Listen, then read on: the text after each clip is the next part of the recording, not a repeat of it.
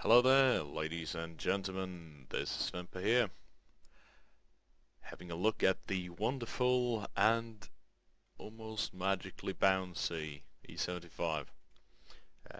According to some, it needs to be nerfed. Why not? Why? I'm not sure. You might be of the same opinion though when you watch this video. This is one of those games where more or less everything works out just the way, just as good as it need to do for me to really do my thing.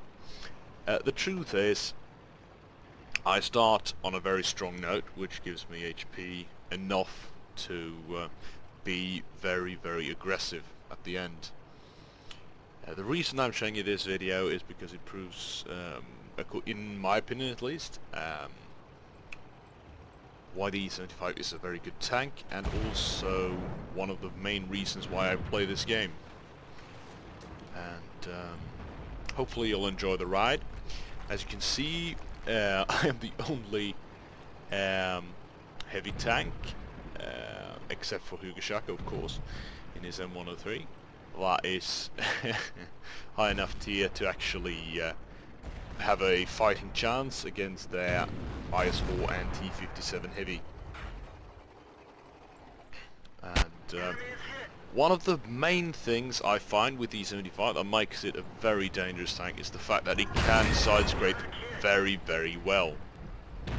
And that is, in my opinion, a very good argument for to get this tank.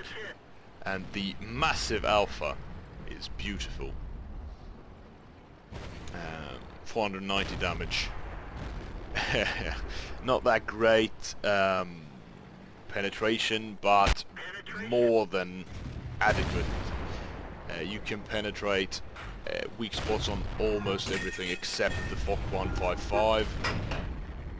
And to be frank, if you're fronting a FOC 155, you're probably dead anyway. Unless you are very lucky. Rain having some carousel with the E4, and soon to be the IS-8 I believe. And as you can see, no problems penetrating the weak spot of that IS-4. And I'm just waiting for him to turn his little turret the other way, and then I'm going to side scrape, and for some reason he does the VK, which is fine. I'm gonna move out, trying to help Rain here, and of course I think that I'll be derping this shot. I didn't. Interesting. Never mind then. But however, this 120mm gun, I think, and here I'm just making quite sure that I've got good cover, so that I can just unload the bomb of this E4. Finally kills Rain. I know that he's got a long reload and a very slow tank, and I'm thinking about taking out his tracks there, but also thinking I can duke him, but I don't have to. So that solved itself. I've got some HP left. They've got some quite dangerous tanks coming up. But thus far I've killed a tier 10 and almost 1,000 damage on another one of them. Not sure where he penetrates me. Ah yeah, the, the little ball. For some reason their T-57 Heavy decided that he was a a tank that needed to be on the front lines when they are almost losing, and thereby, yeah, you see what happens. The E4 will be a bit of a loudmouth prick later. But yeah, well, who cares? Honestly, most people tend to have very subjective views on how to play the game, and most of them are wrong. There are often people who says, well, you should have supported me in that type of position. Yeah, but then not just you would have been dead, I would have been dead as well, which would have lost us the game. The E4 wants me to do some really strange things, like to be honest, I can't really interpret what he's saying, because most people just tend to say move or do X or Y, and out of context, and that is the context in their fucking minds. That is just useless. And here I'm a bit unlucky with that shot, but I had to take it early because the fact that their batshit 15558 is a real and large threat. I am now a bit worried. I can't really push up there. Not sure why I did that either, but I can't really push up there because then I'll be in a very, very bad position indeed. So now I'm just I actually misjudged this situation a little bit. I would have thought that these type of tanks, the T-54 and similar tanks, would actually be thinking, well, we can circle and kill this E-75 because this tank can't turn for shit if you are circled. Not even if you turn both the turret and the tank at the same time. On the other hand, these guys are very afraid of this tank, which is one of the main reasons I believe that some people find it overpowered. It's because of the fact that you can do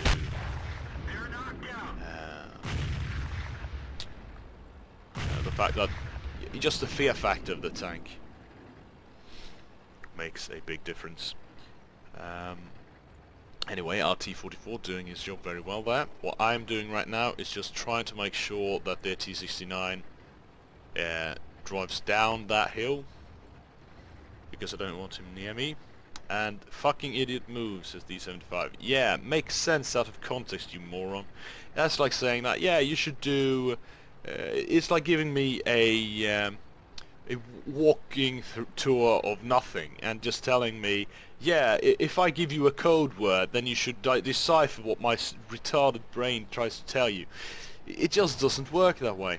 And here I'm having a bit of fun with this T-54E1. Not sure what he's doing. Probably their T-54 has spotted their our artillery, so he for some reason decides to stop. And the vertical stabilizer makes short work of him.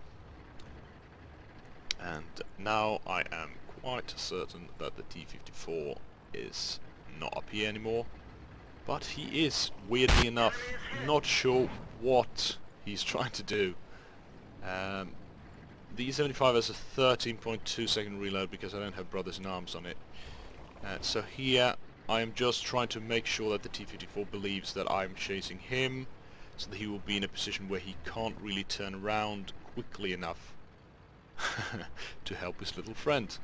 Which is perfect, and he fires a heat shell, which every T-69 player do. I apologize for calling that E4 a retard, but him calling me a fucking idiot because I can't, you know, decipher the workings of his slightly inferior brain, considering he managed to die when we had turned that entire flank around. And in this type of position, well, let's just agree that I don't think that he's probably the best judge of what to do. 5 kills thus far, 6,000 damage. Sadly, I thought that the Emily would be a bit more defensive, but for some reason he wasn't.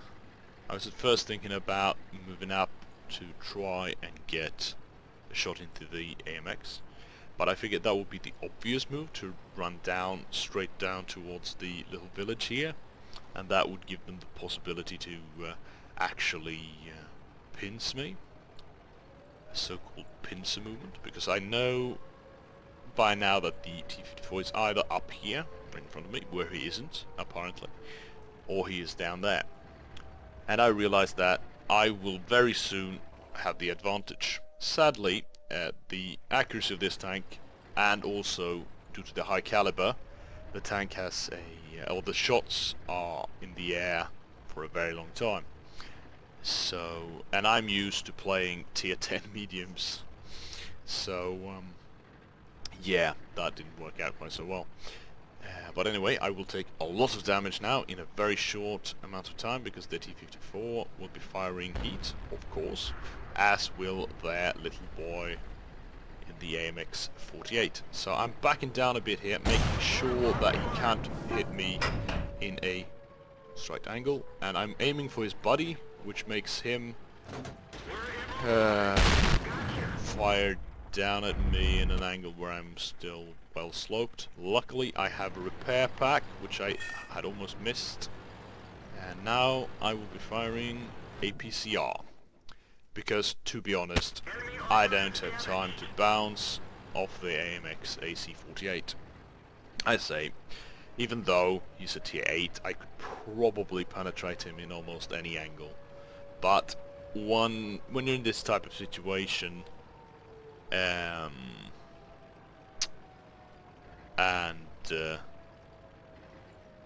yeah, I can just side-scoop him to death here. But I feel that, nah, I don't want to bounce. And he will be bouncing whatever he does, unless he's very, very lucky. Should have fired HE. He didn't. He's dead. 6,379 damage done. And 7 kills. And yes, I get a steel wall for this one. Stay tuned for the stat screen. And here we have the score screen.